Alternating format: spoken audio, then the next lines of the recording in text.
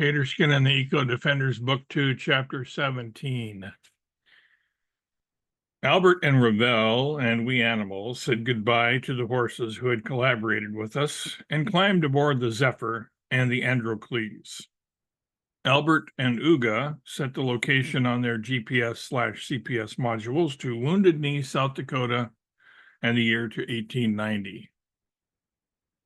As the pterodactyl flies, it's only about 1,500 miles from Charleston, South Carolina, to Wounded Knee, South Dakota, which is a skosh north of the Nebraska border.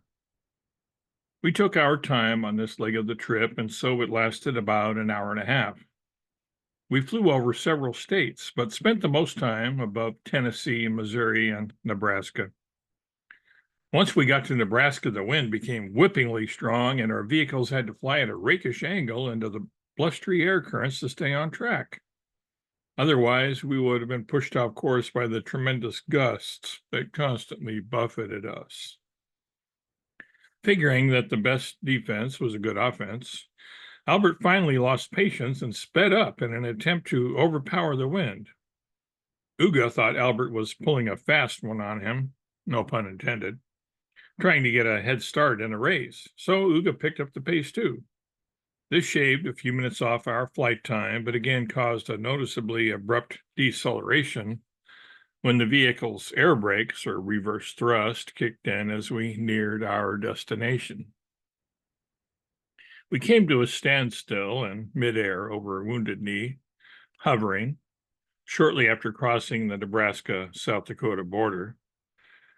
The good thing was that the wind had stopped as soon as we crossed the imaginary line, as if the wind dared not breach the boundary between Nebraska and the Dakota.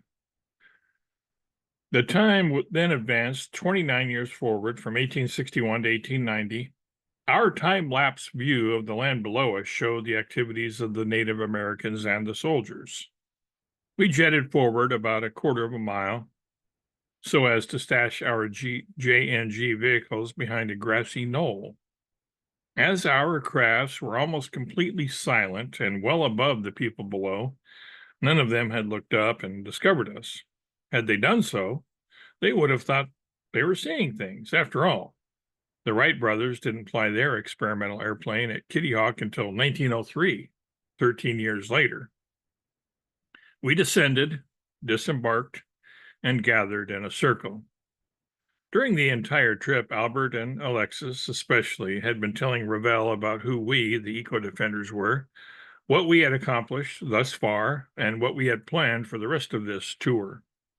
Albert had given Ravel a Doolittle auto-interpreter, which he found every bit as fascinating a piece of machinery as the JNGs themselves. Experimenting with the various language settings on his Doolittle, Ravel first listened in on what the mammals were saying, the type of animal that most of us eco-defenders are, then to the lizards and birds in turn. He was confused, though, why he only heard Alexis and Falcona with the Doolittle set on birdian language, but heard both Draco and Terry with it set on reptilian.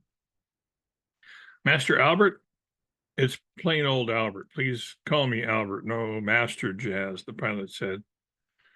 All right, Albert. Jazz? What's jazz?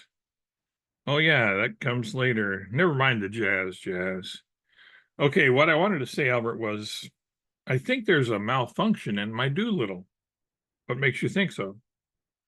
When I have it set to the birdian language, I only hear Alexis and Falcona, and when I have it set on reptilian, I hear not only Draco, but also Terry. Like most people, and many animals too, Ravel had assumed Terry was a bird. This was a reasonable mistake to make, as Terry had wings and flew. Some were of the opinion that pterodactyls had more of a right to be called a bird than an ostrich does, with its little flipper wings, who can't fly worth beans. After all, what is a bird but a creature with wings that flies? Alexis got a kick out of this species confusion and told the animals what Ravel had said. They all started laughing in their own inimitable ways. Terry had been daydreaming and was only half paying attention, at best. Hey, Terry, Ravel thinks you're a bird. That snapped her out of her reverie. What? Another blind or uncannily unobservant person? What's wrong with you? I am a flying lizard, hence a reptile. In an aside to Alexis, Ravel asked if that was true. Alexis assured him that yes, Terry was a reptile, not a bird. Then I take it back. The Doolittle is working fine. I was mistaken, Ravel said. I beg your pardon, Terry, but I had never seen a creature like you until you arrived at the plantation. Huh, was the only response Terry gave. That's something you'll need to remember when you get to pilot one of these JNGs, Albert said. Always trust your instruments. Trust my instruments? Yes, pilots need to know that and remember it. For example, when your Doolittle lets you understand an animal when it is set to reptilian, that animal, even if it has wings and can fly, is a reptile. Me? Pilot one of these? Sure. I'll teach you before we leave for our next locale.